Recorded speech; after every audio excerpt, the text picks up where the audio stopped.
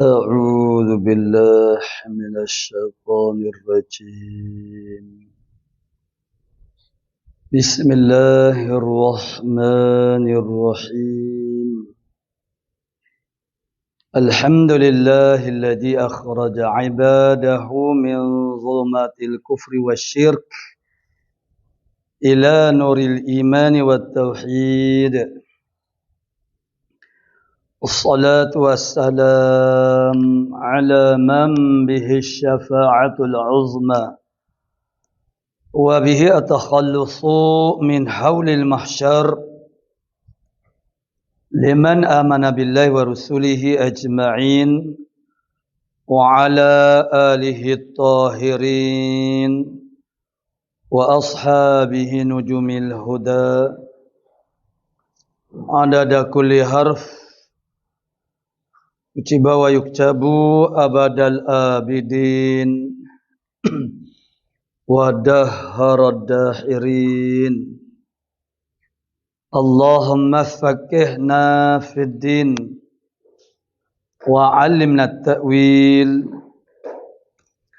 Allahumma faqqihna fid din wa 'allimna at-ta'wil اللهم فقهنا في الدين وعلمنا التأويل اللهم رب اشرح لي صدري ويسر لي أمري واحلل عقدة من لساني يفقهوا قولي أما بعد فقال الشيخ المؤلف رحمه الله تعالى ونفعنا بعلومه في الدارين آمين يا رب العالمين. Ketujuh qudrah artinya kuasa, yaitu sifat yang wujudiyatun lagi sedia yang berdiri pada zat Allah Ta'ala yang dapat dengan dia mengadakan tiap-tiap mungkin dan meniadakan dia atas muwafaqah iradat. Qala muallifu rahimahullah ta'ala. Jadi yang ketujuh daripada 13 sifat yang wajib kita ketahui secara tafsili di atas qaul yang rajih. Manakala di atas qaul yang masyhur, wajib kita kena tahu secara tafsilinya sebanyak 20 sifat. Jadi yang ketujuh, mana tartib membilangnya, ialah qudrah. Yang ketujuh dan yang pertama daripada kumpulan sifat ma'ani. Jadi maknanya ulama usuluddin dia bahagikan sifat 20 ini di atas qaul yang masyhurnya kepada 4 kumpulan. Itu insya-Allah akan dinyatakan kemudian nanti. Jadi sifat ma'ani adalah salah satu daripada 4 kumpulan itu. Yang mana sifat ma'ani ini diambil daripada ma'nan. Itu mufrad dia. Mufradnya ialah ma'nan. Bila dibuat jamak, dia jadilah ma'ani. Jadi kata mu'alif kita rahimahullah ta'ala, artinya arti qudrah tu. Arti qudrah kuasa. Mana kuasa? Iaitu huraiannya, tafsir kepada makna kuasa itu, ataupun di sini dia menempati sebagai ta'rif, iaitu menempati ta'rif definisi kepada sifat qudrah. Bahkan semua sifat ma'ani dia punya ta'rif yang di hadapan itu dia berbunyi begini, iaitu sifat yang wujudiyah. Sifat yang mawjud, yang ada, ataupun sifat yang wujudiyah, sifat yang passion ada sungguh. Tu. Tidak sebagaimana sifat-sifat yang lain. Sifat wujud misalnya. Itu disebut sebagai sifat salbiyah, sifat nafsiyah. Ia dibangsakan kepada diri. Nafsum bimakna zat, bimakna al-ain. Maknanya nisbah kepada ada diri. Dan itu adalah masuk dalam kategori dia panggil amrun i'tibari. Perkara yang dibangsakan kira-kira sahaja. Dia bukan benda yang wujud, yang ada tu tidak. I'tibar. I'tibar kata tertanggal. Tangkalnya. Tangkal buah durian daripada dahannya.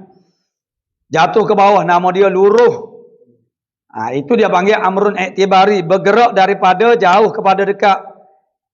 Itu i'tibar begitu, nama dia mari. Itu dia panggil amrun i'tibari. Itu sifat wujud. Jadi sifat wujud itu ataupun dengan kata lain dipanggil dia sebagai sifat huk pasing sungguh. Jadi ada ketika kita menisbatkan sifat wujud itu, kita mengatakan Allah Ta'ala itu bersifat dengan wujud yang ada. Dan sifat wujud Allah Ta'ala itu, sifat ada Allah Ta'ala itu ialah sungguh. Bukan ada dah. Sebab kita tidak katakan ada, kita kata sungguh ada. Kita tidak menafikannya dengan mengatakan tiada ada, kita mengatakan tidak ada. Jadi, itu amrun i'tibari. Kemudian mari pula sifat salbiyah yang kita selesai kemarin, sifat wahdaniyah. Jadi sifat salbiyah itu adalah ma'dumat, perkara yang tidak ada pada dirinya. Kidam tidak ada. Dengan sebab itu kita tidak akan dapat melihat kidam Allah Ta'ala di akhirat nanti pun. Seperti mandul yang diberi contohkan kemarin. Dan begitu dalam kitab-kitab disebut contoh mana mandul. Mandul itu sifat salbiyah. Mandul itu tidak ada. Cuma kita faham kata mandul itu ialah tidak boleh beranak. Itu makna mandul. Begitu juga sifat salbiyah yang lain. Tak kira lah. Sifat salbiyah itu dituhankan ataupun di makhluk. Jadi sifat salbiyah itu makdum. Manakala lagi akan datang sifat maknawiyah merupakan ahwal. Hal yang mutawassitah. Menengahi bainal mawjud wal makdum. Antara ada dengan tak ada. Nak kata ada betul-betul tak boleh. Nak kata turun kepada peringkat tak ada langsung pun tak boleh juga. Manakala sifat ma'ani dimulai dengan sifat qudrat ini ialah sifat yang wujudiyah, sifat yang ada sungguh. Ada sungguh. Ada sungguhnya macam mana? Itu diibaratkan oleh ulama-ulama usuluddin dengan kata lawin kasyafal hijabu la ra'aina. Seandainya terbuka hijab di antara kita dengan Allah Subhanahu wa taala, kita dapat melihat. Melihat maksudnya sifat kudrah Allah Subhanahu wa taala ini. Kerana ulama telah mengkiaskan ru'yatu sifatillah ini, yakni sifat ma'ani, sifat zat. Sifat ma'ani ini juga dipanggil sebagai sifat zat. Sifat ma'ani ini juga dia panggil sifat zat. Sifat yang ada sungguh di zat. Jadi ulama membuat ibarat tentang kewujudan sifat kudrat ini. Wujud dia tu sungguh semati. Lawin kasyafal hijabu la ra'aina. Seandainya terbuka hijab di antara kita dengan Allah, nescaya kita dapat melihat. Dapat melihat sifat kudrah itu. Bagaimana?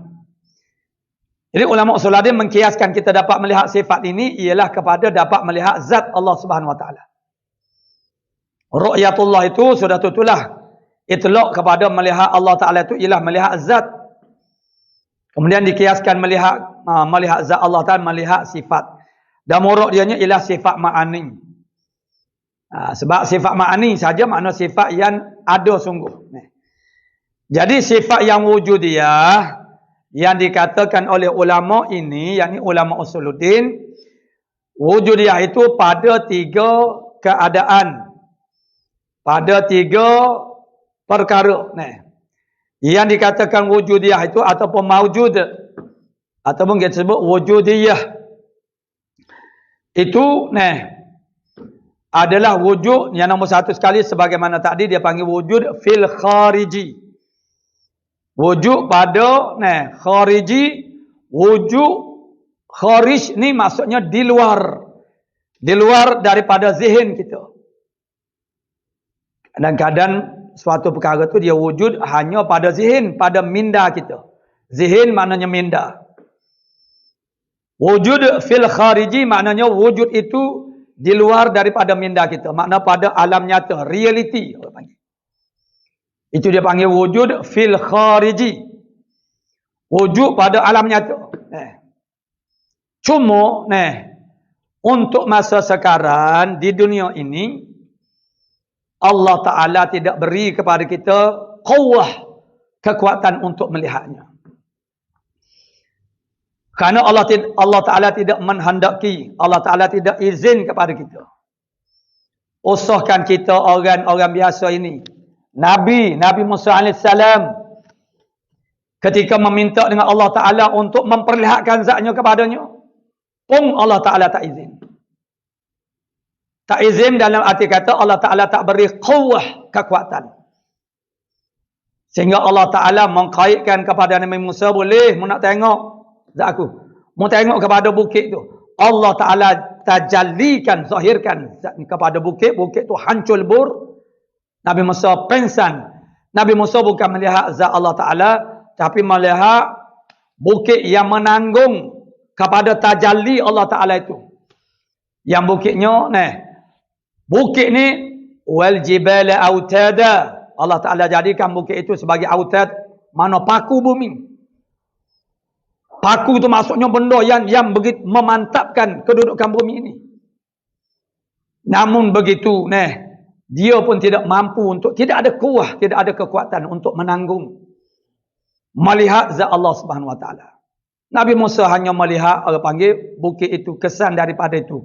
Nabi Musa jatuh pingsan. Hakikatnya Allah Ta'ala tak izinkan Nabi kita Muhammad sallallahu alaihi wasallam dapat melihat ketika Isra' Mi'raj. Karena Allah Ta'ala izinkan, Allah Ta'ala beri kekuatan kepada Nabi Muhammad sallallahu alaihi wasallam. Allah Ta'ala tak izin, Allah Ta'ala tak jadikan kita ni boleh melihat Allah Ta'ala di dunia. Ada hikmah-hikmahnya. Banyak hikmah-hikmahnya.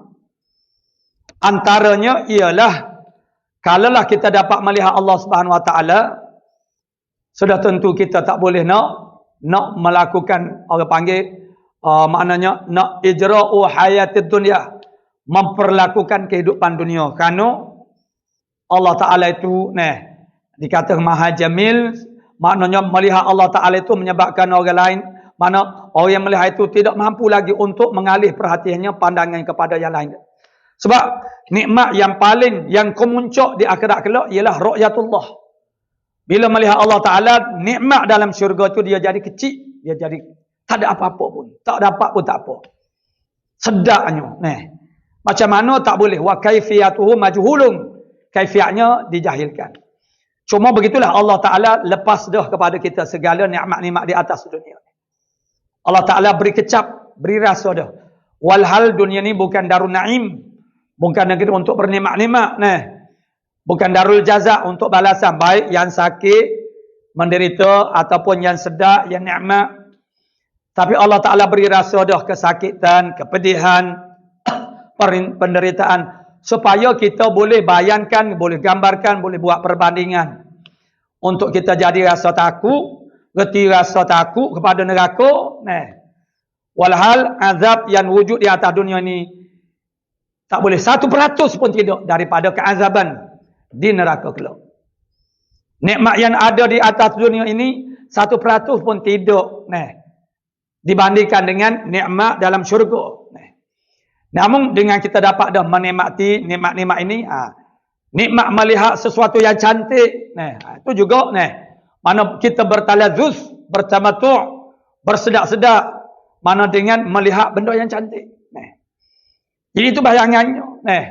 Jadi kalaulah Allah Ta'ala tu boleh kita lihat, sekarang ini bermakna kita tak buat ada kerja lain melainkan melihat Allah Subhanahu Wa Ta'ala. Dan tidak akan ada orang yang tak beriman. Macam mana nak boleh jadi orang panggil tak beriman sedangkan boleh melihat zat yang maha agung? Maka luputlah dunia ini sebagai darul imtihan, negeri ujian. Allah Ta'ala nak uji orang beriman, dan iman itu bermukabalah, berbetulan dengan gaib. Bendanya gaib. Allah Ta'ala gaib daripada kita. Dan banyak lagi sebenarnya.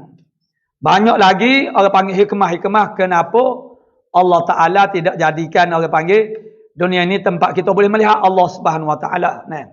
Nama begitulah orang-orang etis, mulhid, sentiasa sahaja mereka menyatakan mereka boleh beriman seandainya kita boleh tunjukkan mana Allah Ta'ala.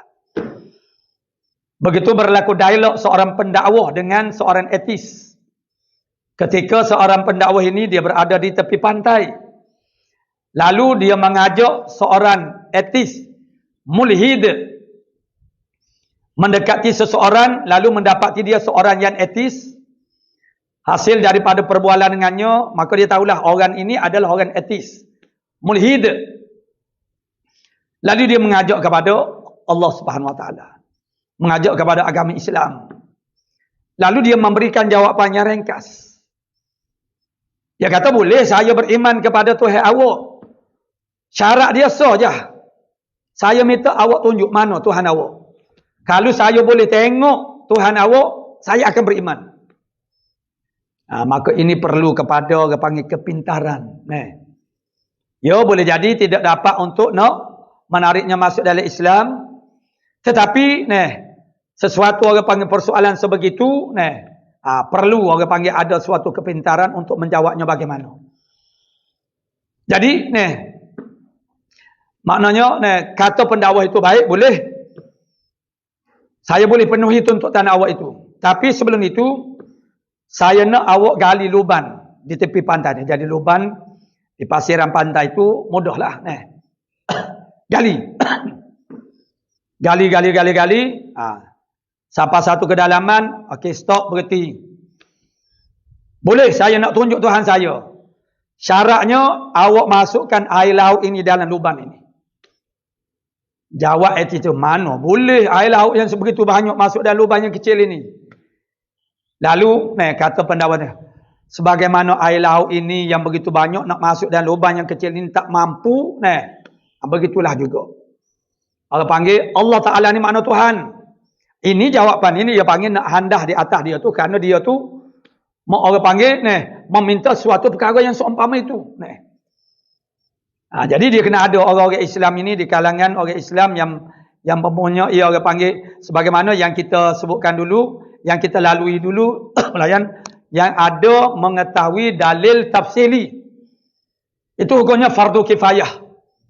Ada dalil ijmali, itu setiap orang daripada mukallaf wajib kena tahu, dan ini adalah dalil tafsir ini, maknanya dia mampu untuk menhuraikan apa yang diminta oleh orang mengikut permintaan dia. Mana syubhat-syubhat yang dilontar sama ada atas jalan sudi ke atau atas jalan tak kira lah. Tapi dia mampu menhuraikan persoalan itu mengikut apa yang dituntut. Begitu juga pernah berlaku. Ini ditulis, disebut dalam satu kitab. Ada satu buku nama dia Ainallah, di mana Allah Ta'ala. Soalan ini fasid. Kita tak boleh tanya Ainallah, di mana Allah, kerana Allah Ta'ala ni tak bertempat. Tapi tajuk buku itu untuk menggambarkan bagaimana pemikiran etis ini. Yang orang-orang Islam sendiri pun maknanya banyak dimasuki. Sama ada orang panggil etis, liberal, semua Mu'tazilah, faham Mu'tazilah. Secara tak disedari ada dalam bentuk fikrah pemikiran umat Islam. Berlaku di Mesir dalam suatu kelas. Seorang cikgu, cikgu matematik, yang dipanggil sebagai ustaz lah dipanggil. Jadi guru matematik ni dia mengajar matematik, tiba-tiba dia mengemukakan suatu persoalan. Di luar daripada tajuk, topik dan pelajaran yang dia ajari kepada pelajar-pelajar. Daripada situlah pelajar-pelajar mengetahui bahasanya dia ni seorang etis. Dia kata pelajar-pelajar semua, murid-murid sekalian, murid-murid nampak kada luh ini. Lauh. Kalau sekarang lahul abyad, mana papai putih, dulu papai hitam, papai hijau. Nampak je aku nampak. Baik. Kerana pelajar-pelajar nampak bermakna lauh ini ada. Dan saya dapat pegang dia. Duster nampak duster. Dia angkat duster. Duster nampak. Nampak cikgu. Nampak ustaz. Jadi, dan saya memegangnya, kata guru itu. Dia bermakna, duster ini ada. Ini bukan duster, ini botol. Contoh. Jadi, bila begitu, maknanya, lauh awak nampak, bermakna dia ada. Mana duster ini pun kamu nampak juga bermakna dia wujud.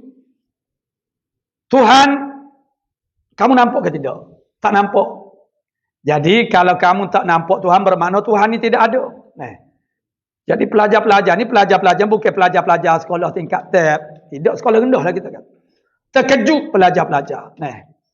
Rupa-rupa ni dia son etis orang panggil, seorang etis. Mulhid. Kita ni di kalangan kita orang Islam sekalipun, mereka yang tidak belajar ilmu Islam, peringkat asasnya, dan mereka terdedah dengan kehidupan berjumpa orang tua orang ni, yang macam-macam fahamannya, fikrahnya. Boleh jadi dia terambil daripada seseorang atau terambil daripada buku-buku tertentu. Lalu orang panggil fikrah ilhad dia itu, etis dia itu boleh jadi tercetus dan lama-lama semakin subur. Apatah lagi orang panggil dunia tanpa sempadan sekarang ini. Jadi, pelajar-pelajar saat ini terkejut dengan sebab ustaz dia saat ini mendakwa begitu. Dah awak tak nampak Tuhan, bermakna Tuhan ini tak ada lah. Kerana kalau Allah Ta'ala itu ada, bermakna Tuhan itu ada, bermakna kita boleh lihat dia. Kita boleh sentuh dia. Jadi dia berkata begitu. Jadi pelajar-pelajar pun tahulah. Guru matematik mereka ini rupa-rupanya etis. Mana mulhid. Begitu Allah Ta'ala nak membatalkan orang-orang yang seumpama ini di tangan seorang kanuk-kanuk. Sebagaimana Nu'man bin Thabit, Imam Abu Hanifah, ketika berusia 7-8 tahun.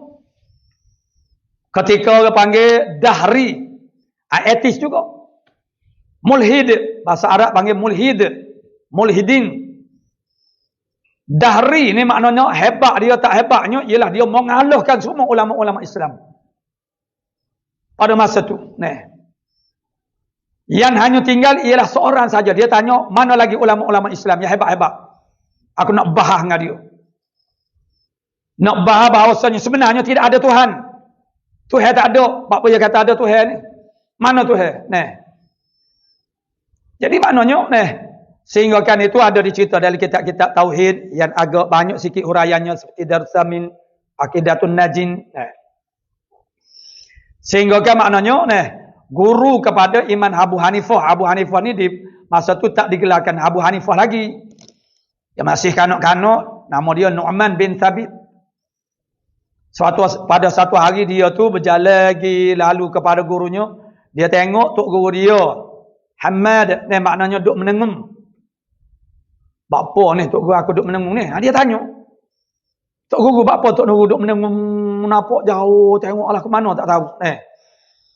Lalu tok guru dia pun royak, dia kata, aku mimpi semalam. Mimpi apa dia? Aku mimpi ada satu kebun atau satu kampung. Begitu banyak pohon-pohon kayunya. Tiba-tiba tubik daripada satu penjuru kampung itu menatai babi. Habisnya makan pohon kayu itu. Tinggal secokoh tak ada lolo. Sebatai pohon kayu. Lalu dia pun nak makan sebatai pohon kayu. Tiba-tiba tubik rimah. Rimah ni bertemu dengan babi sana ni. Orang panggil mengalahkan babi. Hamba babi itu makna tak boleh nak makan. Lagu tu aku mimpi aku duk menengung apa tu makna tu. Jadi nak mami sabi umur dia masa tu 7 8 tahun je. Tok guru biar ambo tak habis mimpi tok guru ni. Makna tu beri kepada dia. Nah. Masa dia kecil lagi. Tok guru, kebun ataupun kampung tu ialah Islam, Darul Islam. Dan pohon kayu itu adalah para alim ulamanya. Dan menatai babi itu ialah dahri itulah. Dahri itu makna yang telah mengalah ke orang panggil sekian ramai mana ulama-ulama Islam. Walaupun dia batil, walaupun dia salah, tapi dia pandam cara berdebat berhujah gapo ni. Jadi yang benar ni pun kelihatan macam kalah, tak betul ni. Jadi ni hak tubik babi daripada penjuru kapur tu ialah dahri itulah. Dia hak sebatai pohon kayu hak tinggal lagi tu tak dia makan ke babi tu ialah tok guru lah. Tu. Kemudian dia nak makan tok guru, tapi tak ada tubik rimah tu hamba tok guru. Jadi dia nak berdebat. Jadi Hamad itu telah dijemput untuk melakukan perdebatan dengan dahri ni. Jadi tok guru jangan bosan duk dia bolah duk mikirnya duk serabut perut. Sekarang biar ambo ambil tanggungjawab ni. Biar saya pergi berdebat dengan dahri tu. Nak rayaknya begitu dahri yang boleh mengalahkan sekian ramai ulama-ulama yang besar-besar, tapi akhirnya dia kalah dengan ditangis kanak-kanak budak kecil. Samalah juga ni. Cerita ni disebut dalam kitab tu. Saya baca kitab tu dulu, tapi kitab tu duk mana tak tahu, wallah alam, tak ada nak cari ni. Banyak cerita-cerita munazarah ni perdebatan perbahasan di antara etis dengan pendakwah Islam. Dan hikmat tidak boleh melihat Allah Ta'ala ada tu. Nak kena cari dulu kitab tu. Duk mana tak tahu. Jadi, budak tu kata, hak sani, setelah gurunya mengatakan bahawa benda yang kita tak boleh melihat, bermakna benda tu tidak ada. Itu kaedahnya. Lalu, seorang pelajar yang pintar ini, dia mengangkat tangan. Gabriel, mana kecek Gabriel? Cikgu kata saat ni, tiap-tiap benda yang kita tak boleh melihatnya, bermakna dia tiada. Saya nak tanya cikgu. Akal kita boleh tengok ke tak? Boleh nampak ke tak akal? Akal? Nak tengok lagu mana akal? Dia kata. Maksud kita tak boleh tengok lah. Berdasarkan kepada kaedah yang dibuat oleh cikgu tadi, oleh guru tadi, tiap-tiap benda yang tidak boleh dilihat, bermakna dia tak ada. Sekarang cikgu juga mengatakan bahasanya cikgu tak boleh melihat akal. Bermakna cikgu ni tidak ada akal. Jadi kalau tak ada akal, agak dia gila lah. Begitu. Tu cara. Cara orang panggil nak handah orang-orang yang inadiah. Dia manusia ni banyak jenis perangai. Di antara yang satunya dia panggil inadiah. Inadiah ni macam orang Yahudi. Kerakin, degil. Walaupun dia tahu kebenaran, dia tahu kebenarannya, tapi dia tak mahu mengaku. Macam mana nak hadapi orang macam ni? Sangat-sangat orang panggil meletihkan kita berhadapan dengan orang macam ni. Letihlah kerana sebenarnya dia tahu kebenaran, tapi dia tak mahu mengaku. Tetap saja dia tak terima. Sebab itu pendakwa dia kena orang panggil kena tahu mana. Dia orang panggil hikmat dalam berdakwah, hak nombor 1 asas dia ialah ma'rifatul mad'u, mengenali orang yang didakwah. Mengenali orang yang didakwah itu ialah maksudnya ialah mengenali, bukan mengenali secara mana tafsili, terperinci namanya, pekerjaan, tidak mengenalinya dari segi orang panggil latar belakang kehidupannya, orang kampungnya, pekerjaannya, lebih-lebih kurang. Begitu saja supaya kita dapat orang panggil memilih cara yang betul, yang tepat untuk mendekatinya. Seringkali berlaku kepincangan dalam usaha dakwah itu ialah kerana pendakwah tidak mampu mendekati mad'unya dengan cara yang sebetulnya, yang sepatutnya. Sebab mereka tidak mengenali mad'u, mana orang yang didakwah, dan tidak tahu cara pendekatan yang sesuai dengan mad'u itu yang macam mana. Secara dasarnya di dalam Al-Quran Allah Ta'ala telah menggariskan panduan tentang Golongan bantu umi ini ada 3, tetapi walaupun 3 sebenarnya setiap satu daripada tu, kerana perangai manusia ni sangat kompleks. Satu perkara yang paling sukar untuk kita fahami ialah perangai manusia. Walaupun seorang ahli psikologi yang hebat sekalipun, dia boleh menyebutkan perangai-perangai manusia begitu begini, tapi akhirnya ada saja perangai-perangai manusia yang tak mampu difahami oleh orang lain. Sehingga kadang-kadang kita sendiri pun tak faham dengan perangai kita. Allah Ta'ala sebut dalam ni ayat yang berkaitan dengan dakwah. Ud'u ila sabili rabbika bil hikmati wal mau'izatil hasanah wajadilhum billati ahsan. Yang pertama golongan yang kita kena dekati dia dengan cara bil hikmah, yang kedua bil mau'izah, yang ketiga ialah mujadalah. Golongan yang mudah, yang tengah-tengah, iaitu bil mau'izah. Mendekati golongan bil mau'izah ini mengajar orang-orang yang bersedia untuk menerima pelajaran dan juga pengajaran. Mereka ini dikenali sebagai jahil basit. Mereka sedar diri mereka jahil dan mereka nak menghilangkan kejahilan itu, dan mereka bersedia untuk diajari oleh guru. Maka mereka akan dengan mudah menerima pelajaran-pelajaran daripada guru. Golongan yang ketiga, wajadilhum billati ahsan, ialah golongan-golongan educated, mana orang yang nak kepada fakta, data, hujjah, bukti. Maka pendakwah kena bersedia bermujadalah, berbahas dengan cara yang betul. Golongan yang paling payah dia disebut oleh Allah Ta'ala dengan simboliknya dengan bil hikmati. Bil hikmah dengan bijaksana. Merujuk kepada satu golongan manusia yang disebut-sebut oleh orang kampung sebagai cerdik tak boleh nak tupai, bodoh tak boleh nak ajar. Jadi 3 jenis perangai ni memang wujud di kalangan masyarakat, dalam manusia. Cuma setiap satu kumpulan itu dia macam-macam pula. Bukan mudah. Bukan mudah sebab itulah maknanya kita tidak akan mengenali orang lain menghabisi sempurna kenal tidak. Sebab itu saya dah sebut sebelah badan ni, bahasanya pengenalan kita kepada Allah Ta'ala tidak akan ada habisnya. Macam mana kita nak mengenali habis licin, kata orang panggil. Habis licin caklinah, maknanya Allah Ta'ala Tuhan. Dia Tuhan. Sedekah hak makhluk pun kita tak kena habis.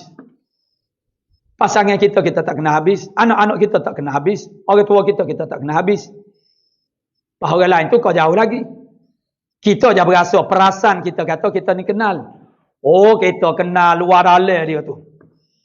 Dia setiap orang itu dia tidak akan menzahirkan sepenuhnya dirinya macam mana kepada orang lain. Akan ada sesuatu perkara yang tersembunyi yang kita tidak mengenali, walaupun kawan karib kita sekalipun. Sebab itulah banyak berlaku kadang-kadang kita ni maknanya tepuk dahi. Allah, macam mana dia boleh buat perangai lagu ni? Tak sekolah, tak sangka. Apa tak sangka? Itulah menunjukkan kita tu tak kenal lagi dia. Kita aja mendakwa kata kenal dah. Kita tak kenal lagi dia tu macam mana. Sehingga dia buat satu perkara yang orang panggil menyalahi daripada kebiasaannya. Yang kita orang panggil tidak menjangkakan itu bertindak begitu. Jadi kalau manusia pun kita tak kenal habis. Jadi sebab itulah ni dia panggil golongan-golongan yang nak didakwah itu panggil mad'u. Maksud kita kena tahu kategori dia, dan orang panggil walaupun kita tak tahu secara tepat, usahakanlah cara yang terbaik. Mana kita try, mana kita coba, itu saja yang kita boleh lakukan. Keberhasilan itu, rizaknya itu kita serah kepada Allah Subhanahu Wa Taala. Baiklah, kembali kepada wujudiyah ini. Wujud itu dia ada tiga keadaan. Yang pertama yang saya sebutkan tadi, wujudiyah itu wujud fil khariji, dia panggil. Wujud pada kharij. Wujud pada kenyataan, pada realiti. Dan ini yang diibarahkan oleh ulama usuluddin dengan kata lawin kasyafal hijabu la ra'aina. Seandainya terbuka hijab antara kita dengan Allah Ta'ala, maka kita boleh melihat zat Allah Ta'ala, boleh melihat mana kudrat Allah Ta'ala ni. Sekarang apa yang kita lihat itu adalah atharuha, kesan daripada sifat kudrat. Kepada kejadian alam ini. Kejadian alam ini menjadi dalil yang menunjuk kepada sifat kudrat Allah Subhanahu Wa Ta'ala. Semua kejadian alam ini adalah asar ataupun samarah, buah daripada sifat-sifat Allah Ta'ala. Jadi maknanya wujud dia maknanya sifat yang wujud fil khariji satu. Yang keduanya ialah wujud fi amril waqid. Murad dengan kata wujud itu ialah wujud fi amril waqid, pada diri kejadian. Maksudnya ialah sama ada kita tahu kau kita tak tahu Allah Ta'ala bersifat dengan kudrah. Sama ada kita ni i'tiqad kau tidak kita ataupun kita tidak i'tiqad Allah Ta'ala, tetap Allah Ta'ala tu ada sifat kudrah. Jadi sifat kudrah ni sifat makni, sifat yang passion ada. Ada di zat Allah Subhanahu Wa Ta'ala.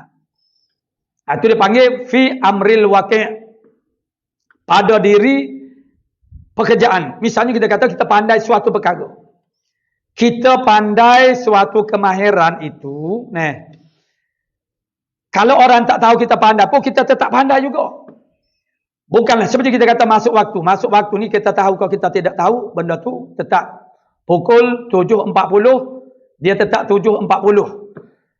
Bukan dengan iktibar pengetahuan kita ataupun tidak. Kerana kita tak tahu sekarang ni pukul 3 misalnya, maka dia tidak pukul 3. Tidak lagi tu, itu amrul waqi'nya begitu. Itu masuk amrul waqi'. Allah Ta'ala tu ada sifat kudrat, bersifat dengan sifat kudrat bermakna ada sifat kudrat. Ada di Allah Ta'ala tu sifat kudrat. Itu dia panggil sifat ma'ani. Ma'ani ni ma'ani jamuk kepada ma'nan. Ma'nan tu maksudnya makna. Makna ni benda yang ada lah. Kalau yang kita makhluk ni seperti tajam yang ada pada pisau. Itu sifat ma'ani tu. Pedas yang ada pada lada. Masin yang ada pada garam. Masam yang ada pada asam gulugur umpamanya. Itu dia panggil sifat ma'ani. Dia sifat ni, passion dia sifat ni, lazim kepada sifat itu ialah dia menumpan. Jadi kalau sifat Allah Ta'ala mana menumpan di zat Allah Ta'ala. Kerana sifat dia tidak boleh bawa diri sendiri sebab dia tidak turus. Yang turusnya ialah zat ataupun kalau yang makhluknya ialah jirim. Jadi sebagaimana yang telah kita buat pembahagian dulu. Maksudnya pada kata la yahtaju ila mahalin wala mukhassisin. Itu ada 4 bahagian. Ada 4 bahagian. Yang pertamanya tak berhajat kepada mahal, tak berhajat kepada mukhassis, iaitu zat Allah Ta'ala. Tak berhajat kepada mukhassis, berhajat kepada mahal, itu sifat Allah Ta'ala. Kemudian yang berhajat kepada mukhassis, tidak berhajat kepada mahal, itu ialah jirim. Dan berhajat kepada kedua-duanya, mahal dan juga mukhassis, itu adalah arad. Itu 4 bahagian dulu tentang iktibar, mahal dan juga mukhassis. Jadi, mana sifat, bila kita sebut sifat, orang panggil lazim baginya. Lazim tu maksudnya di sini maknanya ialah ciri-ciri dia.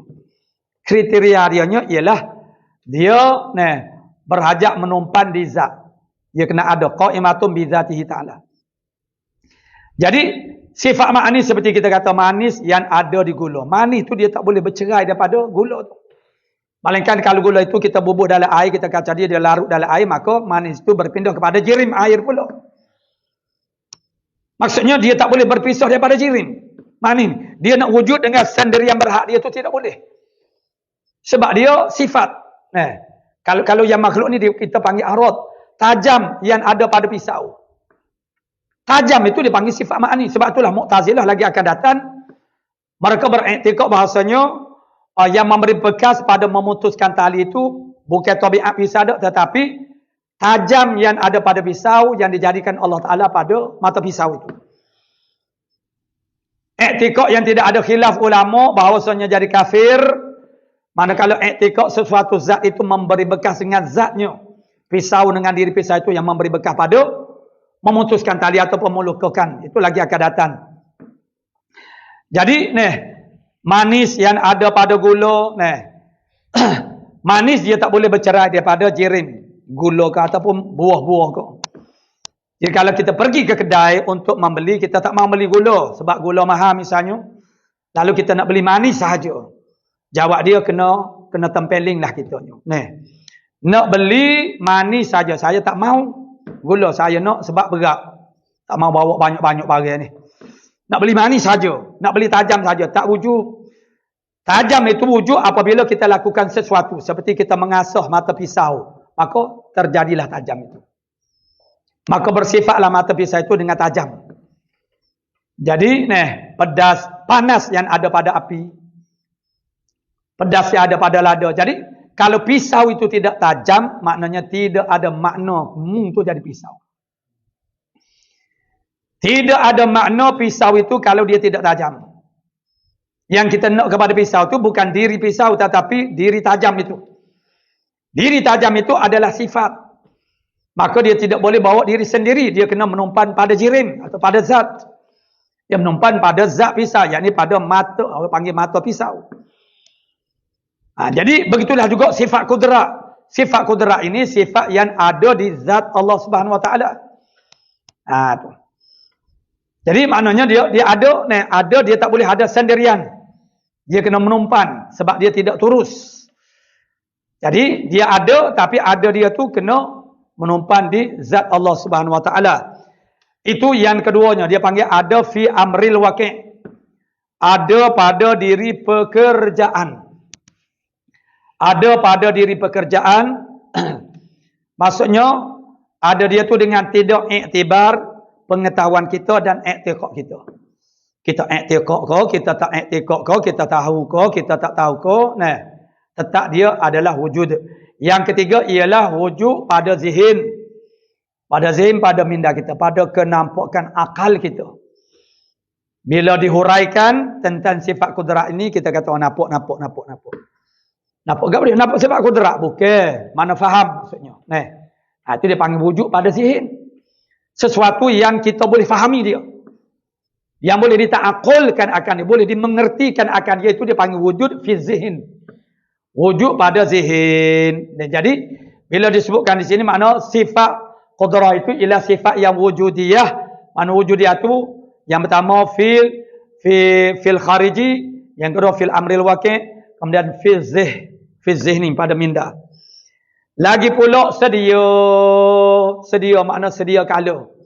Maksudnya tidak ada mula. Bila Allah Taala bersifat qudrat, sedia kala. Tidak ada, tidak menerima, tak ada.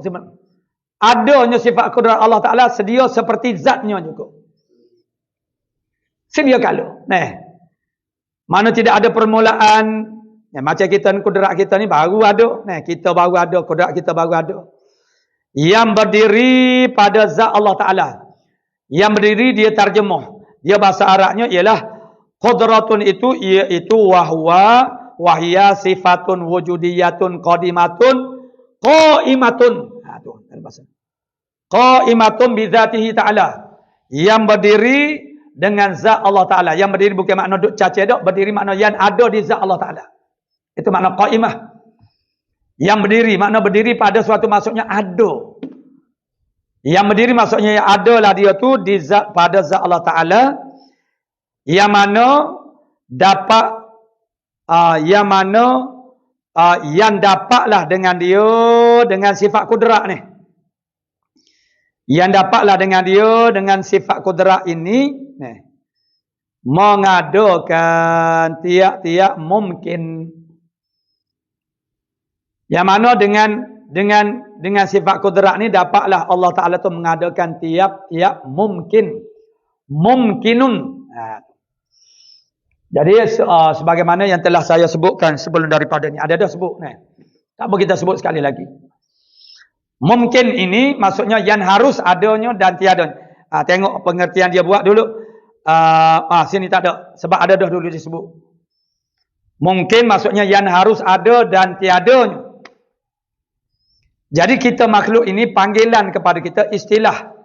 Kita makhluk ini dia ada makhluk, ada maujudat, ada alam, ada hawadis dan juga mungkin saat ni. Jadi begitu semua perkara itu menunjuk kepada satu benda, masodaknya. Bendanya hok tolak kita mau ni lah. Tapi dipanggil makhluk, dipanggil alam, dipanggil hadis, dipanggil mungkinat, dipanggil jaizat, dipanggil maujudat, itu dengan iktibar mafhum yang berbeza-beza. Makhlukun, makhluk maksudnya benda yang dijadikan. Dan semua selain daripada Allah Ta'ala itu ialah yang dijadikan alam. Alam itu ambil daripada alamah, makna tanduk. Dan takrif dia, alam itu ialah ma siwa Allah. Barang yang selain daripada Allah Ta'ala. Kerana semua yang selain daripada Allah Ta'ala itu menjadi tanduk Allah Ta'ala. Dipanggil kita hawadis, baru. Kerana dulu kita tak ada. Sekarang baru kita ada. Walaupun umurnya dah berjuta tahun, tapi baru, dulu tak ada. Bermakna baru. Dipanggil juga kita ni maujudat. Maujudat bahagian yang jawaz, mana yang harus. Jaizul wujud. Mana maujud yang harus, yang jaiz. Yang maujud mana benda yang ada. Jadi itu ialah panggilan. Dan satu lagi ialah mungkin. Maka mungkin ini mengambil orang panggil makna-makna yang lebih luas daripada semua istilah-istilah tadi. Kerana dia orang panggil syumul kepada perkara yang akan ada dan tidak akan ada. Itu semuanya mungkin. Jadi kalau mengikut kitab-kitab yang biasa seperti dalam Tuhfatul Murid pun mungkin ini terbagi kepada 4. Tapi ada juga setengah-setengah itulah mengikut orang panggil kajian masing-masing lah. Kalau kita ambil boleh kita ambil juga daripada kitab Tuhfatul Murid. Syarah kepada matan Jawharatul Tauhid membahagikan mungkin kepada 4 saja. Tapi ada setengah kitab tu, kitab Jawi pun makna sebut ada 6. Jadi yang 2 lagi tu jadi itu perhatian orang makna tak samalah. Yang 4 itu yang pertamanya dipanggil mungkin maujud ba'dal adam. Mana mungkin yang ada selepas daripada tak ada. Sebagaimana kita mau sekarang ni. Sebagaimana kita sekarang ni, kita ni ada selepas daripada tak ada. Dulu tak ada, sekarang kita ni ada. Ini dia panggil mungkin. Benda-benda yang ada yang boleh kita lihat, yang ada di sekitar kita. Semua tu dia masuk dalam mungkinun maujud ba'dal adam. Mungkin yang wujud selepas daripada adam. Selepas daripada tak ada. Itu makna mungkin. Mungkin yang kedua ialah mungkinu sayu jadu. Mungkin yang lagi akan ada. Mungkin ma'dum. Ini dulu. Boleh juga. Itu kita ikut tertib. Yang kedua ialah mungkinum ma'dum ba'dal wujud. Tak ada selepas daripada ada. Seperti orang-orang yang sudah meninggal dunia umpamanya. Dan segala perkara-perkara yang sudah jadi binasa. Dia panggil mungkin ma'dum ba'dal wujud. Maksudnya tak ada selepas daripada ada dia. Dan yang ketiga dia panggil mungkinum sayu jadu. Mungkin yang lagi akan ada. Mungkin sayu jadu mana yang lagi akan ada. Seperti anak-anak yang bakal dilahirkan. So, dia panggil mumkinun sayu jadu. Dan yang keempatnya dia panggil mumkinun alimallahu annahu lam yujad. Mungkin yang Allah Ta'ala tahu dah dia tidak akan ada. Itu pun termasuk dalam makna mungkin juga. Maknanya mungkin yang Allah Ta'ala tahu dah dia tidak akan ada. Contohnya ialah seperti anak bagi orang yang mandul. Jadi anak kepada orang yang mandul itu tidak akan ada. Allah Ta'ala tahu dah dia tidak akan ada. Maka itu 4 bahagian mungkin. Jadi yang mana takluk sifat kudrat. Ini disebut takluk. Kerja sifat kudratnya ialah berkaitan dengan mungkin. Berkaitan dengan mungkin. Mungkinat. Bila dibuat jamak dia ialah mungkinat. Jadi mungkin ini kadang-kadang kalau dalam tasawuf. Dalam tasawufnya lebih mesra disebut dengan akwan, kaun, wal kaunun, kaun itu maksudnya kana yakunu kaunan, kaun. Jadi akwan boleh saja disebut sebagai akwan, jamaknya kaun kepada akwan. Akwan tu maksudnya kejadian lah, kun fayakun. Jadi olehmu maka jadi dia. Makna kejadian. Jadilah akwan. Akwan itu dia panggil akwan. Itu makna orang tasawuf dia sebut akwan. Dan ada juga mukawwan. Boleh juga mukawwanat. Mukawwanat kerana Allah Ta'ala tu ialah mukawwin. Mukawwinun. Daripada kawana yukawwinu takwinan. Lagi akan datang. Lagi akan datang sifat ma'aninya dia tambah. Hok 7 tu ada tambah 2. Satunya sifat takwin, satu lagi sifat idrak. Jadi daripada takwin ini Allah Taala tu mukawwin. Kita makhluk ni ialah mukawwanan. Mukawwanat. Maka kita boleh seru Allah Taala ya mukawwinal akwan. Ya mukawwina. Mukawwin itu ialah yang menjadikan. Takwin itu maksud menjadi-jadikan. Itu maknanya gelaran-gelaran yang dipakai untuk merujuk kepada kita makhluk ni. Setengah daripadanya ialah mungkin. Jadi dengan sifat kudrah ini Allah Ta'ala dapat mengadakan mumkinat. Dan meniadakan dia mumkinat. Nah, angka nombor 2. Angka nombor 2. Qauluhu ni. Atas muwafaqah irada. Kata sifat kudrat ni dengan dia yang dapatlah dengan dia sifat kudrat ni mengadakan tiap-tiap mungkin dan meniadakan dia tiap-tiap itu atas muwafaqah iradah, selaras dengan iradah Allah Subhanahu wa taala. Fa'alul lima yurid, Allah Taala sangat perbuat apa yang dia kehendak. Kerana dia bermula dengan kehendak. Sebab tu dia ada 3 serangkai ni. Mana ilmu, kehendak dan juga mana iradah dan juga kudrat. Kudrat dia bergantung kepada iradah. Iradah bergantung kepada ilmu. Kalau tak ada ilmu, tak ada iradah, tak ada kudrat. Begitu. Susulan dia. Rintik tanya.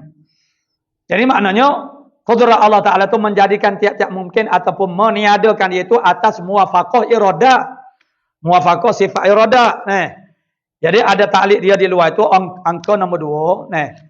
Kalau atas muwafaqah iradah, artinya bahawa Allah Ta'ala tiada mengada dan tiada meniada dengan kudratnya, malaikat akan barang yang telah ditentukan dia, barang yang itu dengan iradahnya Allah Ta'ala. Bersalah rayak selalu. Kena rayak. Bersalahan bagi Mu'tazilah. Tengok Mu'tazilah dia menyalah hidup sini dalam bab sifat iradah Allah Ta'ala. Bersalahan bagi Mu'tazilah yang berkata, apa dia kata? Yang berkata mereka itu dengan bahawasanya Allah Ta'ala menjadi ia akan segala, bahawasanya dengan bahawasanya Ta'ala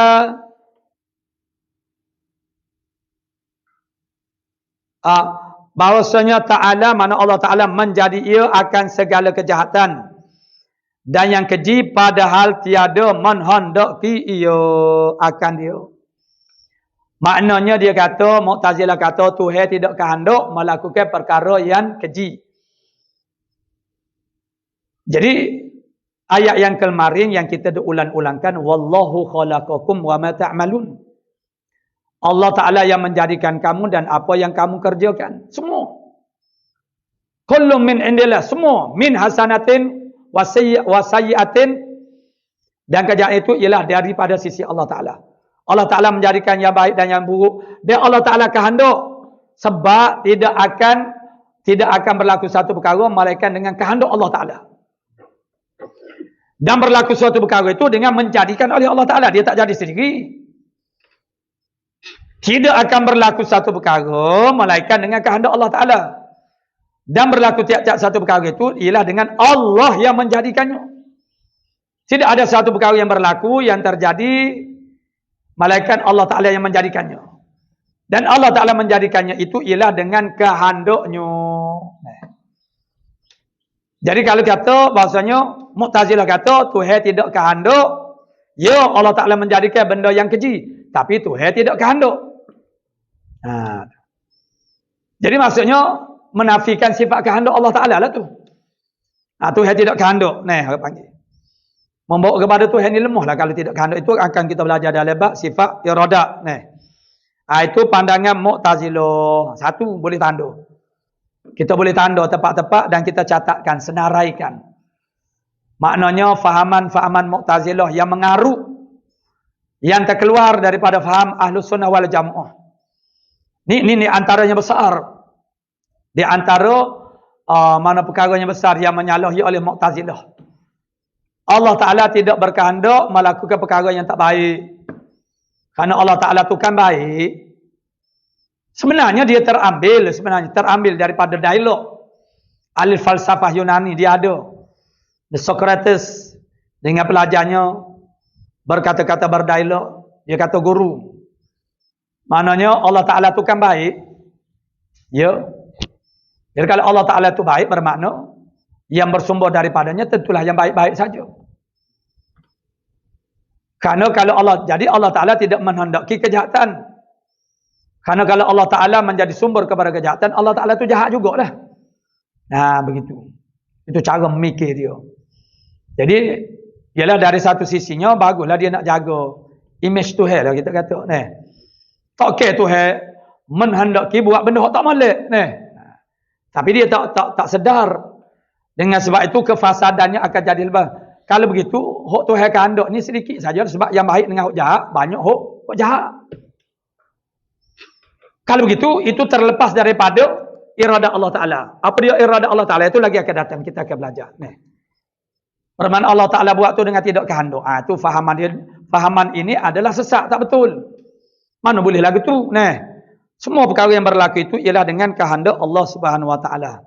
Tidak berlaku satu-satu perkara itu melainkan Tuhan kehendak. Itu pegangan kita. Yang wajib kita berpegang, beriktikad dengannya. Jadi Mu'tazilah suka-suka dia aja. Buat mari dengan sebab apa? Sebab dia menggunakan akal fikiran itu pada tahap yang orang panggil maknanya maksudnya tidak mampu lagi orang panggil ditolak. Maknanya apa-apa saja perlu memuaskan akal fikiran. Walaupun bercanggah dengan syariat tak kira. Mereka terlampau mengagun-agunkan akal fikiran. Ini penyakit orang-orang yang terlalu cerdik. IQ yang terlalu tinggi. Yang genius, brilliant. Biasanya dia nak jadi sesak lah. Yang duk jadi sesak, yang terkuat. Yang bawa faham Mu'tazilah Syiah ni bukan kelas-kelas bodoh. Bukan seperti orang panggil firqah yang terpecah dengan sebab masalah politik seperti Khawarij. Khawarij ini adalah kumpulan pemuda-pemuda yang agresif. Yang tak boleh nak sabar. Tidak boleh memahami hikmat-hikmat dalam berdakwah. Syiah ini mana daripada Syiah sampai sekarang masih wujud. Mu'tazilah ni orang-orang cerdik lah. Dia penyakit orang-orang yang terlampau cerdik. Dia sukar menerima pandangan orang, pendapat orang. Menganggap mereka itu sangat hebat.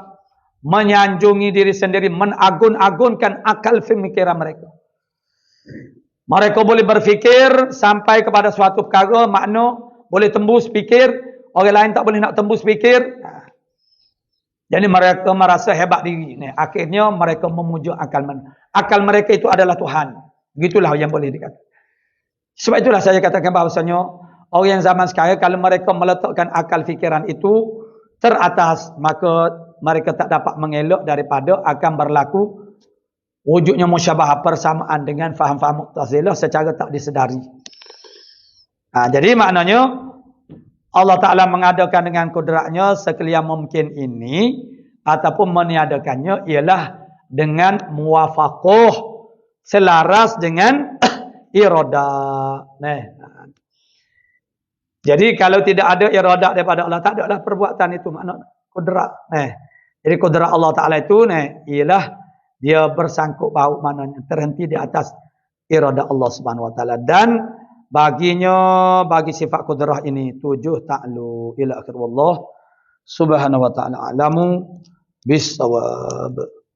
A'udzubillahi minasyaitonir rajim. Bismillah. Alhamdulillah. Wassalatu wassalam ala asyrafil anbiya wa ala alihi washabbihi. Allahumma taqabbal minna innaka antas sami'. Ya Maulana innaka antas. Subhanakallahumma. Alhamdulillah.